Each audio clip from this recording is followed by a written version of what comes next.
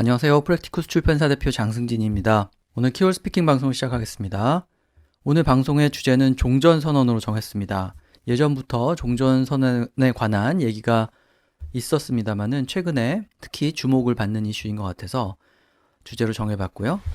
제가 오늘 주제 관련해서 문장 4개를 뽑아봤는데요. 종전선언에 찬성하는 입장 2가지, 그리고 반대하는 입장 2가지 그렇게 보겠습니다. 최근 여론조사에 의하면 거의 찬성 의견하고 반대 의견이 비등하게 나왔다고 하죠. 일단 종전선언에 반대하는 입장인데요. 종전선언을 하면 그 다음에 이제 평화조약으로 이어지고, 그렇게 되면 결국은 미군 철수로 이어진다는 거죠. 이제 그거는 북한이 계속 원해왔던 거기 때문에 결국은 북한 페이스에 말리는 것이 된다, 이제 이런 얘기고요. 관련해서 지금 한반도의 평화에 가장 위협이 되는 거는 북한 핵인데, 북핵 해결에 전혀 진전이 없는데 성급하게 종전선언을 하고 또 평화조약을 맺고 하는 것은 적절하지 못하다는 거죠. 그러니까 북핵 문제 해결이라는 전제 조건이 반드시 충족이 되어야 우리가 종전선언도 하고 평화조약도 맺을 수 있다, 이런 생각입니다. 네, 그에 반해서 종전선언에 찬성하는 의견 2가지인데요. 우리가 한국전쟁은 아직 휴전 상태이고 전쟁이 끝나지 않았다, 이렇게 얘기를 하지만 사실상 전쟁은 끝난 지 오래라는 거죠. 그래서 공식적으로 종전선언을 하고 그 다음에 평화조약을 맺고 그렇게 평화를 향해서 나아가는 것이 올바른 순서다, 이렇게 주장하는 거고요. 또 한 가지 의견은 종전선언과 또 평화조약 체결, 이런 것들은 굉장히 단계적으로 차근차근 진행될 것이기 때문에 바로 우리가 종전선언을 하면은 주한미군이 철수하고 남한이 공산화 위협에 노출되고 그러는 건 아니라는 거죠. 그래서 그런 식으로 얘기하는 건 과장이다, 또 그렇게 말할 수도 있을 텐데요. 영어로 어떻게 표현하면 좋을지 보겠습니다.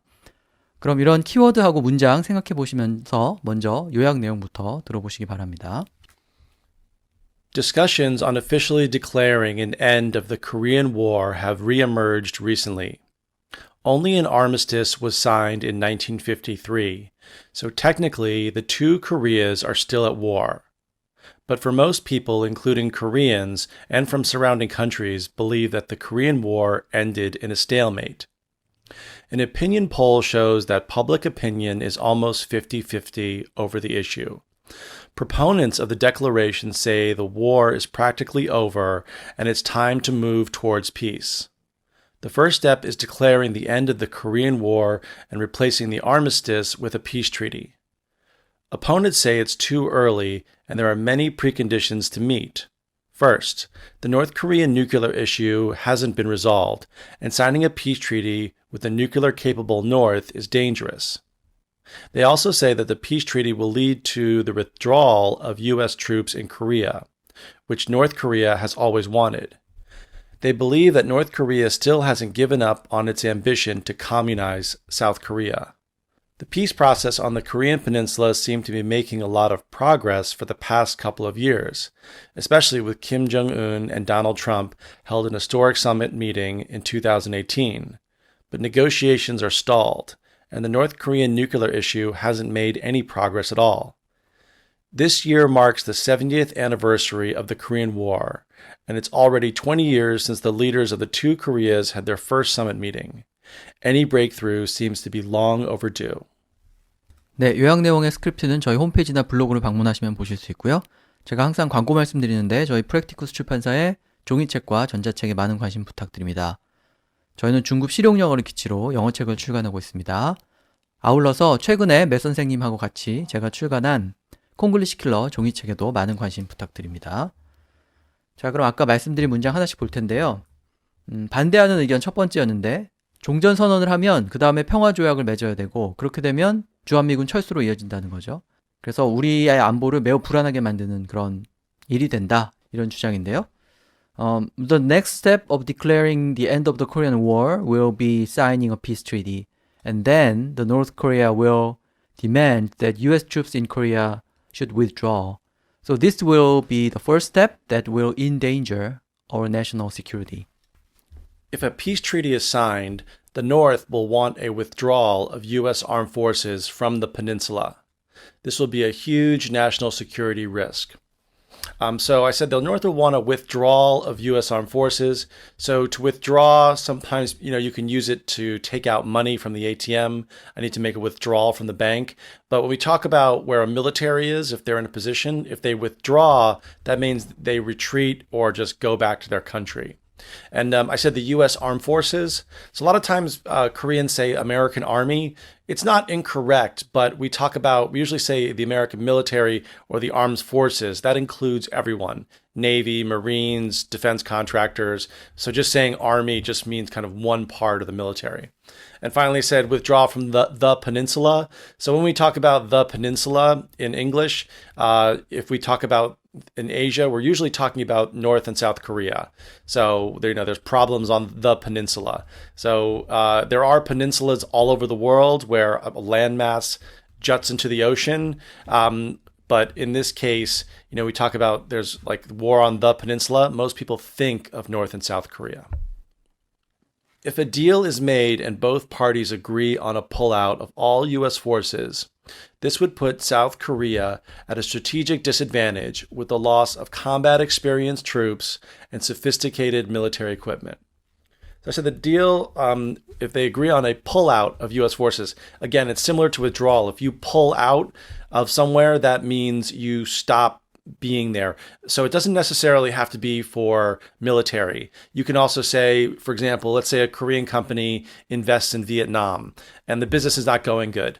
They'll just pull out of Vietnam. Or like Lotte, they pulled out of China when the controversy happens. So if someone pulls out of something, it means they've stopped doing business, or they've even stopped investing in something. They've pulled their money out.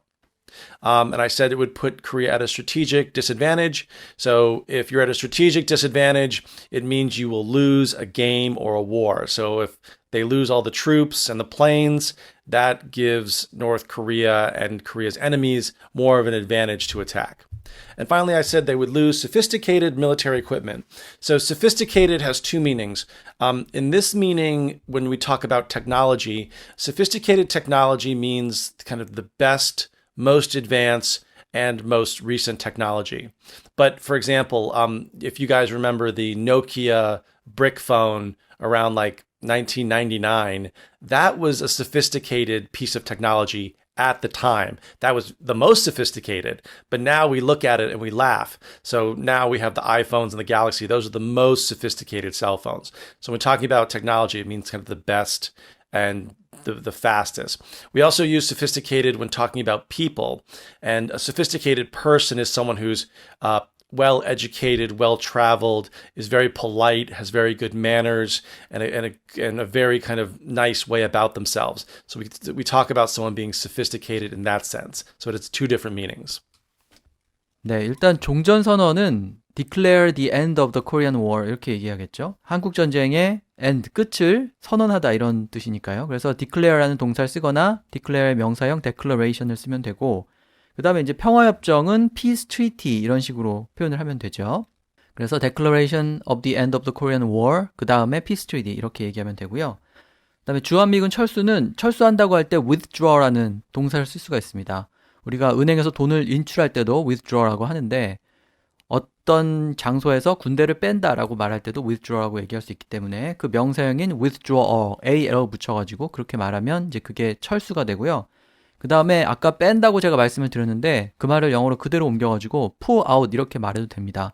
그래서 세 번째 대안에 보면 하이픈으로 연결해서 명사 pull out을 쓸 수도 있고, 아니면 동사로, 구동사로 pull out all the US forces 이런 식으로 말할 수도 있죠.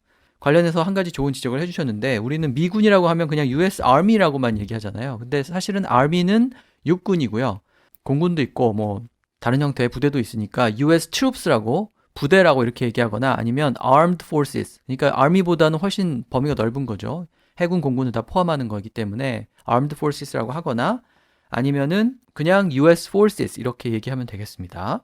그래서 Army라고만 하면 육군만 얘기하는 거니까 좀 주의를 하시고요.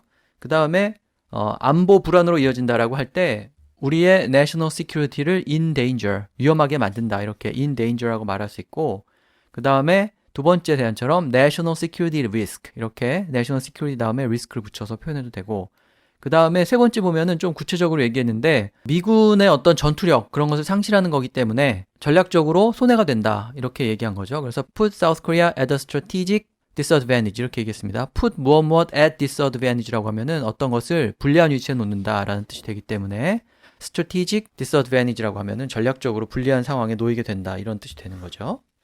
자, 그 다음에 반대하는 의견 한 가지 더인데요. 북한 핵이 한반도 평화의 가장 큰 위협인데 북핵 문제가 해결이 전혀 되지 않는 상황에서 성급하게 종전선언하고 또 평화조약 맺고 그러면은 안보에 위협이 된다는 거죠. 그래서 전제 조건들이 충족이 되어야지 우리가 한 발자국 앞으로 나아갈 수 있다. 이런 얘기인데요. The vital precondition to peace on the Korean Peninsula is resolving North Korea's nuclear issue. So unless the precondition is met, we can't take any steps forward. The sticking point in a negotiation is the denuclearization of North Korea. If they do not make this concession, there will be no peace treaty. All right, so this is a lot of negotiation language. So we talk about the sticking point. A sticking point is an item or topic when negotiating that both sides cannot agree on. So the South wants no nukes, and the North wants to keep their nukes. And they agree on everything else, but that is the one sticking point. That means it's very sticky. It's not getting off the paper. So if there's a sticking point, that's one of the topics they need to talk about in order to resolve. And if it's not resolved, the negotiations will not be successful. And I said it's the denuclearization of North Korea. So we talk about the denuclearization, or to denuclearize. That means taking away someone's nuclear weapons. And then finally, I said, if they don't make this concession, there will be no peace treaty. Now, a concession, it means when you give up something. So, and usually with a trade-off. So, for example, if North Korea makes a concession, it gives up its nuclear weapons, then the U.S. troops will pull out of Korea. So when you make a concession, or use it as a verb, to concede, so, they conceded their nuclear weapons, it means to give up something in a negotiation or argument. So you could also use it at home, so for example, like if you guys are arguing over who should do the dishes, and then, the husband concedes and agrees to do them, that means he gave up. Negotiations will reach a deadlock if North Korea does not agree to dismantle its nuclear arsenal. So again, the negotiations will lead to a deadlock. So a deadlock is when both parties cannot agree, and they usually walk away from the table. So during Trump's and Kim Jong-un's negotiation, it reached a deadlock. They got there, they couldn't agree, negotiations were at a deadlock, and they have been at a deadlock since 2018. There's been no change. So you would say negotiations are at a deadlock. And finally, did not agree to dismantle their nuclear arsenal. So we talk about when countries have nuclear weapons, usually and they ask the other country or their enemy to dismantle it, to get rid of them. Dismantle means to take apart. So you can also, if you have IKEA furniture, you can dismantle that. But we use dismantle when talking about negotiations with militaries. 네, 전제 조건이 해결돼야 된다 이렇게 말할 때 전제 조건은 precondition이라고 얘기할 수 있는데 아주 핵심적인 precondition이라고 할 때 vital 이런 단어를 붙일 수가 있죠. 그래서 북핵 문제 해결이 매우 중요하다. 핵심적인 전제 조건이다. 이렇게 얘기했는데 두 번째하고 세 번째에서는 이제 그런 precondition이라는 말을 쓰지 않고 진행이 안 되고 있는 이유는 뭐 때문이다. 이렇게 얘기하는 거죠. 그래서 스티킹 포인트라는 말이 나왔는데 말 그대로 끈끈하게 들러붙게 만드는 그런 지점이니까 앞으로 나아가지 못하게 막고 있는 그런 이유, 그런 상황, 그런 것을 스티킹 포인트라고 말할 수 있죠. 그래서 협상이 진행 안 되는 이유는, 그러니까 비핵화, 그러니까 북핵 문제 해결이 진행이 안 되는 이유는 그 스티킹 포인트는 북한이 핵을 포기하지 않기 때문이다. 이렇게 얘기하는 거고요. 그 다음에 세 번째 보면은 이제 데드락이라는 표현이 나왔는데 앞으로 나아가지 못하고 막혀있는 상태를 얘기하는 거죠. 그래서 협상 같은 것이 더 이상 진행되지 못한다고 할 때 데드락이라고 얘기할 수 있고요. 그래서 이제 그런 표현들을 써서 북핵 문제가 일단 해결이 되어야 그 다음 단계로 나갈 수 있다. 이렇게 얘기를 하면 되고, 그 다음에 북핵 문제를 해결한다고 할 때 첫 번째 대안에서는 resolve라는 말을 썼고요. 이제 해결하다 그런 뜻이고, 두 번째는 북핵 문제 해결이라는 게 결국은 북한이 핵을 포기하는 거다. 그렇게 생각을 해서 denuclearization이라고 얘기했죠. 그러니까 비핵화라는 뜻이고, 그 다음에 세 번째는 북한의 어떤 핵무기를 dismantle, 해체한다. 이런 뜻이죠. 그래서 북한의 핵무기를 없앤다라는 의미로 dismantle이라는 단어를 썼고요. 그래서 말씀드린 것처럼 스티킹 포인트라는 표현이라든지 아니면 두 번째 대안에 보면 concession이라는 단어가 나오는데 뭐 양보라는 뜻이죠. 그래서 협상에서 밀고 당기고 하는데 양보할 걸 양보한다, 내놓을 걸 내놓는다 이렇게 말할 때 그것을 concession이라고 표현할 수가 있습니다. 그래서 스티킹 포인트나 concession이라는 단어는 뭐 꼭 이 주제뿐만 아니라 협상 과정, 협상의 진행 과정 같은 걸 얘기할 때 유용하게 쓸 수 있는 단어니까 꼭 기억을 하시고요. 그 다음에 아까 말씀하시는 거 들어보면 우리는 nuclear weapon, 이렇게 nuclear라고 항상 얘기를 하는데 그냥 nuke라고만 얘기를 하셨죠. N-U-K-E인데 이것이 이제 nuclear 혹은 nuclear weapon을 줄여서 표현하는 거기 때문에 nuke라는 단어도 같이 기억을 하시면 되겠습니다. 자, 그에 반해서 종전선언, 그 다음에 평화협정 체결을 찬성하는 입장인데요. 우리가 아직 휴전 중이다 이렇게 얘기하지만 사실 한국전쟁은 끝난 지가 오래고 그래서 종전선언을 제대로 하고 그 다음에 평화조약을 체결해야 한반도의 평화가 정착된다 이런 생각인데요. The Korean War is practically over. We cannot be stuck in the past, but need to move on. So first we need to officially end the war and then sign a peace treaty. This is the right path for peace on the Korean Peninsula. The Korean conflict is in its twilight. Focusing on what happened in the past is not doing anyone any good. The first step for the future of the peninsula is to declare peace. So first I want to talk about the Korean conflict. So officially, the United States government never declared war on North Korea. They just immediately intervened and sent in troops. It was the first time the US government ever did this. So technically, I mean, we call it the Korean War, but nowadays, since the war is over, we call it the Korean conflict because it's still going on. So we use both the Korean War and the Korean conflict. And I said the Korean conflict is in its twilight. Now, if something is in its twilight, that means when the sun is going down, it's about to go dark. But, you know, if you know someone, they're maybe 55, 60 years old, they're working in the company, they're in the twilight of their career, meaning it's about to end. So the Korean War, the Korean conflict, it is in its twilight. It's been 70 years. There's no way the North can win. Nothing's happening. You know, the war is virtually over. So we'd say it's in its twilight, in its end. And then I said, focusing on what happened in the past is not doing anyone any good. Not doing anyone any good is an expression we use that the thing's really bad. It's not helping anyone and it's more hurting everyone. So for example, like if you know a heavy smoker, it's hurting his health. The guy's spending his money. Friends and coworkers don't like it. The only person it's helping is the tobacco company. So if someone's doing something bad or something bad's happening, it's not doing anyone any good means you should change your behavior or we should change it and do something else.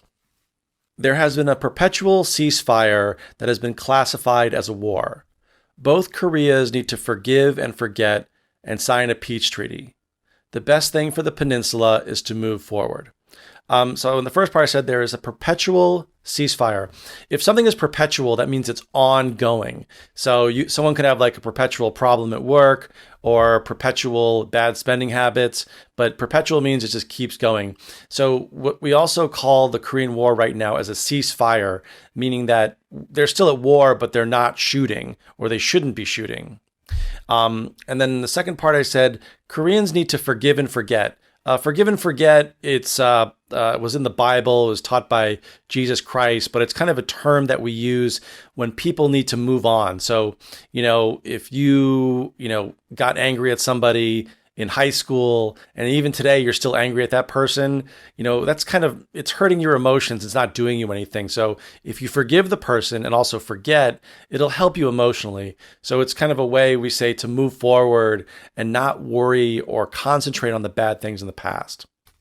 네, 전쟁은 사실상 끝났다. 이렇게 말할 때 practically over, is practically over 이렇게 practically라는 부사하고 그 다음에 비동사 다음에 over를 넣어서 끝났다고 얘기할 수도 있고 그 다음에 두 번째 보면은 The Korean conflict is in its twilight 이렇게 얘기했는데요.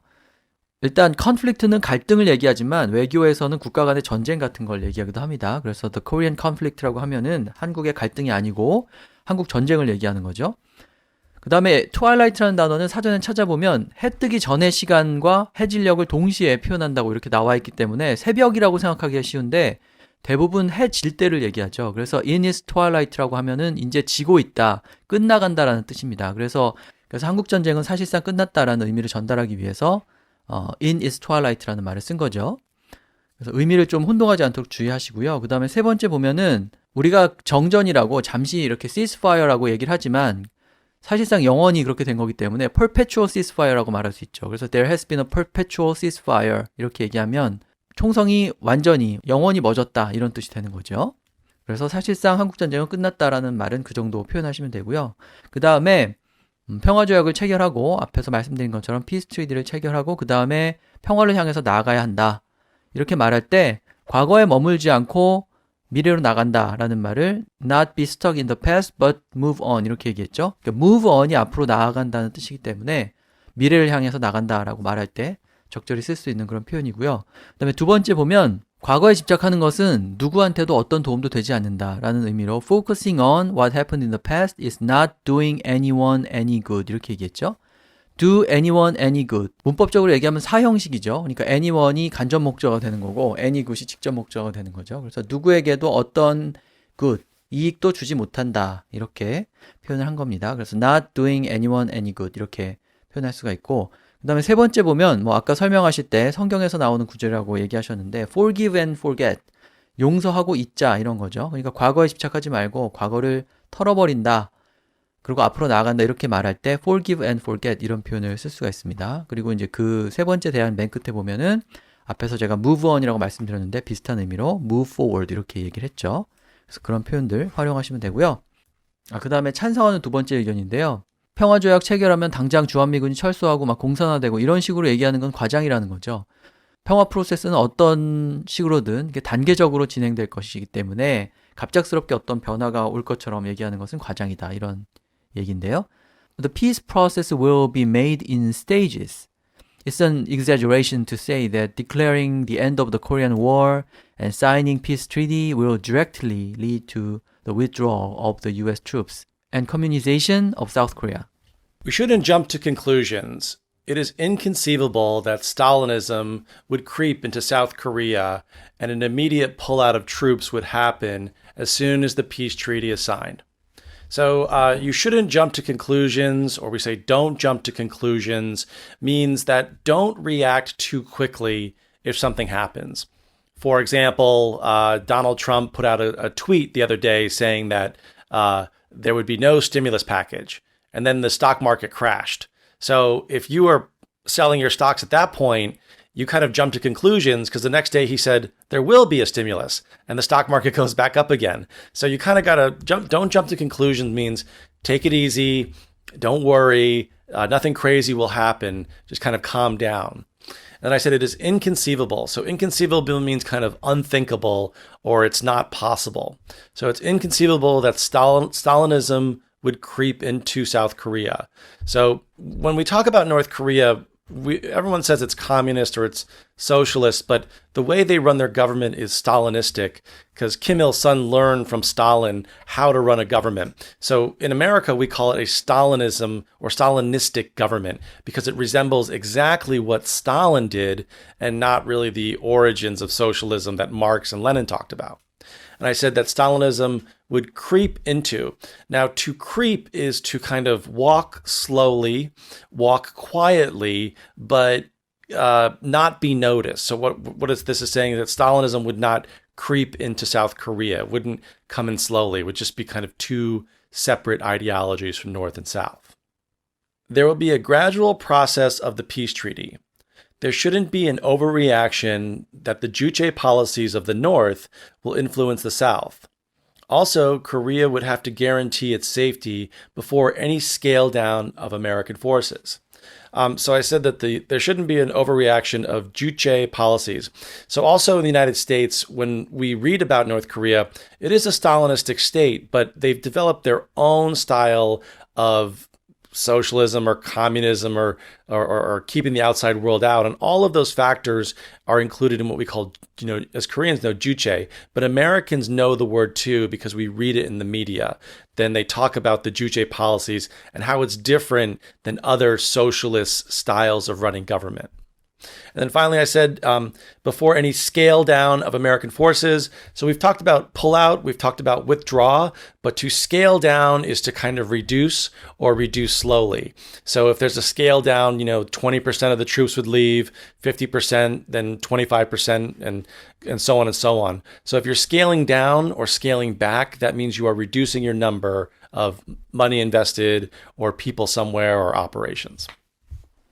네, 종전선언하고 평화조약 맺으면 바로 막 주한미군 철수하고 공산화되는 것은 과장이다 이렇게 말할 때 exaggeration이라고 말할 수 있고요. 우리가 잘 아는 단어죠. 두 번째 보면은 jump to conclusion이라고 했죠. 그러니까 결론으로 바로 뛰어가는 것, 그러니까 논리적인 비약이 심한 것을 jump to conclusion이라고 이렇게 표현하기 때문에 과장이라는 의미로 쓸 수가 있고요. 그 다음에 그렇게 공산화가 될 거라고 얘기하는 것은 과민 반응이다 이런 의미로 overreaction 이렇게 세 번째는 표현을 했죠. 또 그렇게 얘기할 수도 있고요. 그 다음에 공산화된다라고 할 때 communize라는 동사 표현이 있죠. iz를 붙여서 동사로 만든 건데 그걸 다시 명사로 만들면 communization이 됩니다. 그래서 공산화는 communization이라고 하면 되고 그 다음에 두 번째 대안에 보면 Stalinism would creep into South Korea 이렇게 되어 있는데 스탈리니즘은 말 그대로 스탈린주의죠. 근데 스탈린이 독재를 했던 것처럼 전체주의 공산국가를 얘기할 때 소련이 아니더라도 스탈리니스트 컨트리라고 하거나 스탈리니즘이라고 얘기할 수 있습니다. 그래서 북한이 전체주의 공산국가이기 때문에 북한의 정치 형태를 스탈리니즘 이렇게 얘기할 수 있는 거죠. 그래서 여기서 스탈리니즘은 북한 체제, 북한을 얘기한다 이렇게 보시면 되겠습니다. 근데 그것이 남한에 이렇게 몰래 침투를 한다 그런 의미로 creep into라는 기어서 들어간다는 뜻이죠. 그래서 뭔가 안 좋은 것이 점점점 몰래 영향을 확대해 갈 때 그것을 creep into something 이런 식으로 표현할 수 있습니다. 자, 그 다음에 세 번째 대안에 보면 주체 policy가 influence South Korea 이렇게 얘기했죠. 이 주체라는 단어가 이제 북한의 주체 사상을 얘기할 때 등장하는 단어인데 외신에서 주체라는 단어를 그대로 쓰기 때문에 북한의 어떤 정치 사상 같은 것을 말할 때 그냥 주체 혹은 뭐 주체 policy 이런 식으로 표현을 할 수가 있습니다. 참고적으로 기억하시면 될 것 같고요. 그 다음에 세 번째 대안에 보면 끝에 before any scale down of American forces 이렇게 되어 있는데 스케일이 눈금이죠. 그래서 눈금을 낮추는 게 scale down인데 말하자면 그래서 어떤 것의 규모나 강도 같은 것을 낮춘다고 할 때 그것을 구동사로 scale down이라고 얘기할 수 있고 두 단어를 붙여서 이렇게 쓰면 명사 뜻이 됩니다. 그래서 미군의 어떤 규모나 전력을 축소한다라고 할 때 그것을 scale down of American forces라고 얘기할 수 있죠. 네, 그래서 오늘 종전선언에 대해서 다뤄봤고요. 찬성하는 입장 2가지, 반대하는 의견 2가지 살펴봤습니다. 제가 홈페이지나 블로그에 올리는 자료를 참고하셔서 더 많은 표현 익히시기 바랍니다. 오늘 방송은 이것으로 마치고요. 다음 시간에 또 다른 주제로 뵙겠습니다. Hey, thanks guys for downloading, and don't forget to check out the Konglish Killer book on all major book platforms. Bye-bye.